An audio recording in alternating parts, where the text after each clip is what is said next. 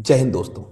कई दिन से सोच रहा था कि इस पर वीडियो बनाऊं या ना बनाऊं, बट अब लगता है कि वीडियो बनाना कंपलसरी है। बात करते हैं यूजीसी यानी यूनिवर्सिटी ग्रांट कमीशन, हिंदी में कहें तो विश्वविद्यालय अनुदान आयोग।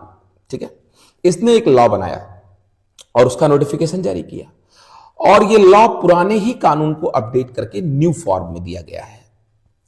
लॉ यह है कि विश्वविद्यालय और अन्य शैक्षणिक संस्थान, इनमें एक समता समिति बनेगी जिसमें एससी, एसटी और ओबीसी के कुछ प्रमुख व्यक्ति होंगे और एससी, एसटी व ओबीसी वर्ग के छात्रों के साथ जो भेदभाव हो रहा है यानी जातिगत भेदभाव, उसके खिलाफ अनुशासनात्मक कार्रवाई करेंगे। कहने का मतलब, अगर एससी, एसटी और ओबीसी वर्ग के छात्रों को ऐसा लग रहा है कि उनका उत्पीड़न हो रहा है या केवल उन्हें प्रतीत हो रहा है, महसूस हो रहा है, भले ही उत्पीड़न ना हुआ हो, तो वो क्या कर सकते हैं, इस समिति में जाकर शिकायत कर सकेंगे। और ये जो समिति है ये 24 घंटे के अंदर उस शिकायत का संज्ञान लेगी, 15 दिन के अंदर फैसला करेगी। दोषी पाए जाने वाले छात्र को 15 दिन के अंदर दंड देगी, या तो उसे संस्था से बाहर कर दिया जाएगा दंड स्वरूप, या उसकी डिग्री रद्द कर दी जाएगी। अब प्रश्न ये है कि वो छात्र कौन से होंगे जिनको दोषी बनाया जाएगा। तो भाई साहब, स्पष्ट रूप से इस कानून के मुताबिक तो लगता है कि छात्र सवर्ण वर्ग का ही होगा जो उत्पीड़न करेगा, यानी ब्राह्मण, ठाकुर, कायस्थ ही जातिगत भेदभाव करेंगे पिछड़ों के साथ, और कोई नहीं करेगा। और जिस कमेटी में शिकायत होगी उस कमेटी में सवर्ण का कोई प्रतिनिधि नहीं होगा। तो जरा यह सोचिए कि यह सवर्ण के साथ भेदभाव नहीं है, और यह भेदभाव पिछड़ों के साथ ही क्यों, सवर्ण के साथ भी हो सकता है। आज का जो राजनीतिक माहौल है, बीएचयू और जेएनयू जैसी संस्थाएं एग्जाम्पल हैं जहां ब्राह्मणों और सवर्णों के खिलाफ जिस प्रकार के अभद्र शब्द लिखे गए, क्या वह ब्राह्मणों के खिलाफ जातिगत भेदभाव नहीं है?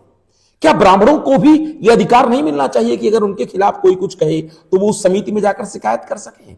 और समता समिति में, अगर समता समिति नाम है तो ब्राह्मणों को भी रखिए, सवर्णों को भी रखिए।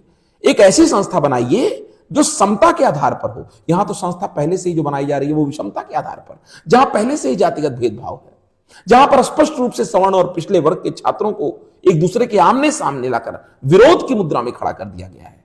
क्या यह सही है?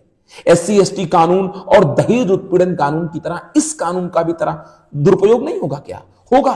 अगर सवर्ण वर्ग का कोई मेधावी छात्र है, अगर कोई सवर्ण शिक्षक है और उससे कोई उलझ जाता है, या मान लेते हैं कि इन सवर्णों से ही कोई छोटी मोटी गलती हो जाती है, तो इस कानून का उपयोग उसके खिलाफ द्वेषपूर्ण भावना से क्या नहीं किया जाएगा? किया जाएगा।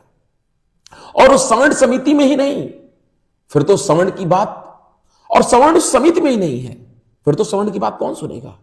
हमें तो लगता है कि यूजीसी का जो लॉ है ये सिर्फ सवर्ण छात्रों को टांग खींच करके उन्हें शिक्षा की मुख्य धारा से पीछे करने का षड्यंत्र है।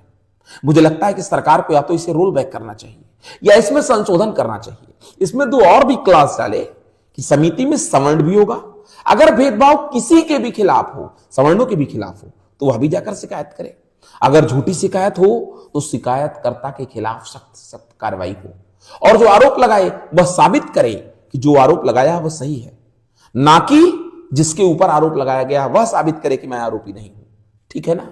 और अगर ऐसा नहीं होता तो भाजपा ने और केंद्र सरकार ने और यूजीसी ने मिलकर देश के एक वर्ग सवर्ण के साथ बहुत बड़ा अन्याय किया है।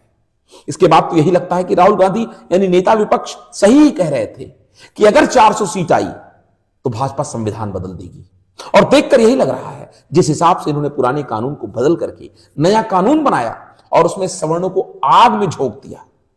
अब कुछ लोग कह रहे हैं कि रूल यूजीसी ने लाया है। अच्छा, तो क्या यूजीसी शिक्षा मंत्रालय के अंदर नहीं आता? अगर यूजीसी शिक्षा मंत्रालय के अंतर्गत आता है तो क्या बिना सरकार की संस्तुति के, बिना सरकार से पूछताछ किए ये सब कुछ कर दिया गया?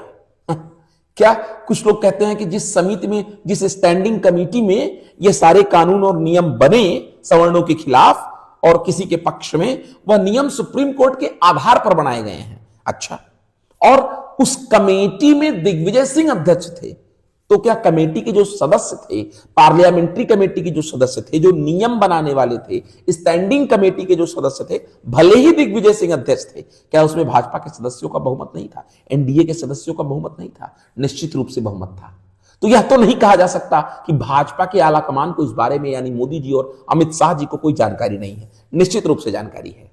अब या तो इन्हें सत्ता का घमंड हो गया है या तो इन्हें सवर्णों की जरूरत नहीं है। अब एक बात तो यह हो सकता है, अथवा किसी ने अपनी व्यक्तिगत खुन्नस निकाला है, पार्टी के खिलाफ जाकर के, पार्टी के मूलभूत सिद्धांतों के खिलाफ जाकर के यह नियम बनाया गया। और इस समय केंद्रीय शिक्षा मंत्री धर्मेंद्र प्रधान जी हैं, हो सकता है उन्होंने अपनी व्यक्तिगत खुन्नस निकालने के लिए पार्टी को कटघरे में लाकर खड़ा कर दिया, पार्टी को ही बलिदान कर दिया। जिस तरह भाजपा ने अपने कोर वोटर सवर्ण के मुंह पर थूका है, शायद ही ऐसा कोई पार्टी करती हो। ठीक है ना, मुझे तो यही लगता है बीजेपी बंगाल में भी सत्ता में नहीं आएगी अगर इस कानून को सुधारी नहीं।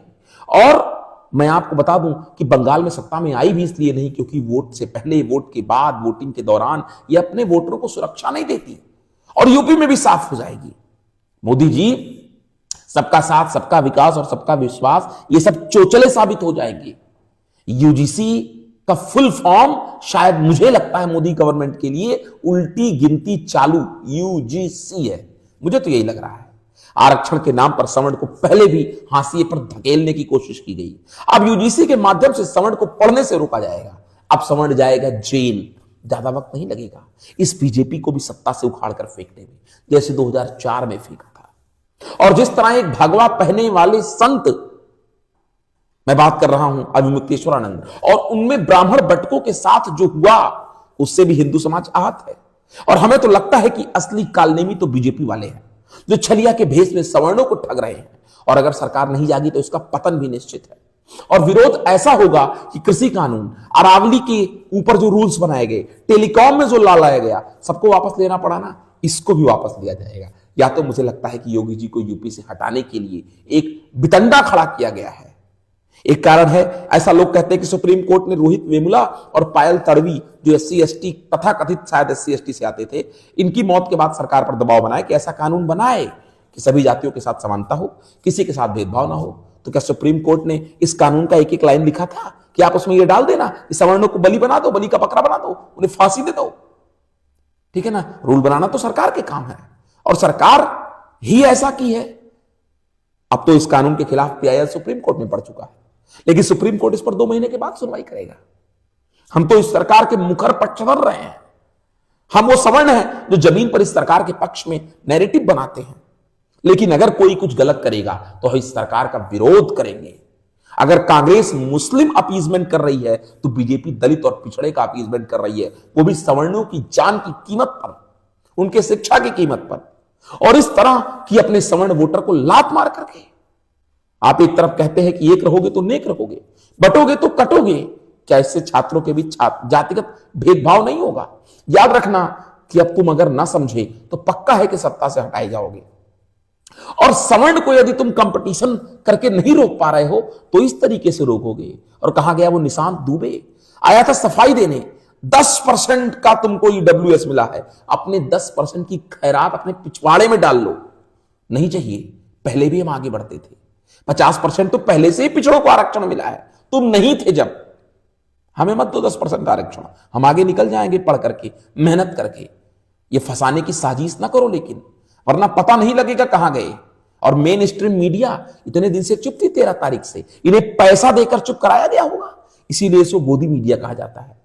छोटे छोटे सब्सक्राइबर रखने वाले, 1 मिलियन 2 मिलियन, हम जैसे 200-400 लोग, 200-400 सब्सक्राइबर रखने वाले लोग ने जब इसके खिलाफ मोर्चा खोला, तब कहीं जाकर मेन स्ट्रीम मीडिया ने बोलना शुरू किया। इसीलिए विश्व में मीडिया इंडेक्स में भारत की मीडिया सबसे नीचे आती है। और भाजपा ने आज सिद्ध कर दिया कि अभी तक हिंदू मुस्लिम करती थी और अब वह हिंदू हिंदू को लड़ाएगी, जातिवाद का बीच बोकर। इसने तो हिंदू में ही 80-20 कर दिया। और अगर यह सही नहीं हुआ कानून तो तय है कि अब इसको मैं वोट नहीं करूंगा। और जमीन पर भाजपा के लिए अब कोई नैरेटिव नहीं बनाएगा। आप बिहार भी हारेंगे, आप यूपी भी हारेंगे। योगी जी को शायद हटाने के लिए सब षड्यंत्र किया गया है। और अगर इसमें संशोधन सुप्रीम कोर्ट के द्वारा हुआ तो बीजेपी ये जान ले कि हम सवर्ण यही मानेंगे कि भाजपा तो हमें कटघरे में ला दी थी, न्याय तो हमें सुप्रीम कोर्ट से मिला। और भाजपा का भी पतन शुरू होगा। सत्ता में कोई हर दिन नहीं रहता। इसने वह किया जो राहुल गांधी नहीं कर पाए। हिंदुओं को बांटने का काम जो कांग्रेस नहीं कर पाई, वो बीजेपी कर रही है। याद रखिए बीजेपी कि अगर यह नोटिफिकेशन में बदलाव ना हुआ तो इनका विदाई बहुत जल्द होगा। और कहां गए वो सुधांशु त्रिवेदी और संबित पात्रा नेशनल टीवी पर आकर ज्ञान पेलते हैं बैठ करके। जब यूजीसी का मैटर आया तो भाजपा का प्रवक्ता टीवी पर दिख ही नहीं रहा है, सबने अपने अपने घर की औरतों के आंचल में मुंह छिपा रखा है। मुझे लगता है कि जिस तरीके से कांग्रेस में कोई गांधी नेहरू के खिलाफ नहीं बोलता, अब बीजेपी में भी कोई मोदी शाह के खिलाफ नहीं बोल रहा है। सब के सब अपने अपने घर की महिलाओं के पल्लू में जाकर छिप गए हैं। क्यों नहीं बीजेपी के ब्राह्मण सांसद, जितने सवर्ण सांसद हैं, ये अपना समर्थन वापस लेते, सरकार अल्पमत में आ जाएगी, दिमाग सही हो जाएगा। इस देश में भी हालत अब मुझे लगता है ऐसे ही गृहयुद्ध कराकर बंगाल जैसे होंगे, बांग्लादेश जैसे होंगे। 80-20 करते करते बीजेपी ने हिंदुओं का ही 80-20 कर दिया। अभी तक भाजपा के बारे में यही अफवाह थी कि वो अपने एलाइज को खा रही है, लेकिन अब लगता है कि भाजपा अपने वोटर को भी खा रही है। मोदी जी, परीक्षा पे चर्चा करने की कोई जरूरत नहीं है, हमें कोई जवाब आपसे नहीं चाहिए। और अगर आप परीक्षा पर चर्चा करेंगे तो मैं कहूंगा छात्रों से पूछें कि जब आप सवर्णों को पढ़ने ही नहीं देना चाहते तो ये ढोंग करने की क्या जरूरत है? ठीक है ना, कोई आवश्यकता नहीं है परीक्षा में चर्चा की। जब आप सामान्य छात्रों को पढ़ने ही नहीं देना चाहते, उन्हें जेल में डालना चाहते हो सकता है आपका भी अंतिम समय चल रहा है, ठीक है ना, राजनीतिक रूप से, इसलिए आप चाहते भी होंगे कि चलो कुछ ना कुछ अपने वर्ग के लिए करके चले जाए, चाहे सवर्णों को फांसी पर ही क्यों ना चढ़ाना पड़े, ठीक है ना। इसीलिए यही कारण है कि इस देश में अब कोई पढ़ा लिखा व्यक्ति रुकता नहीं, सब पलायन करके भाग जाते हैं। संभल जाओ भाजपा वालों, वरना तुम्हारा अपना वोटर तुमसे दूर चला जाएगा, फिर तुम्हें कोई सत्ता में बचा नहीं पाएगा। जय हिंद।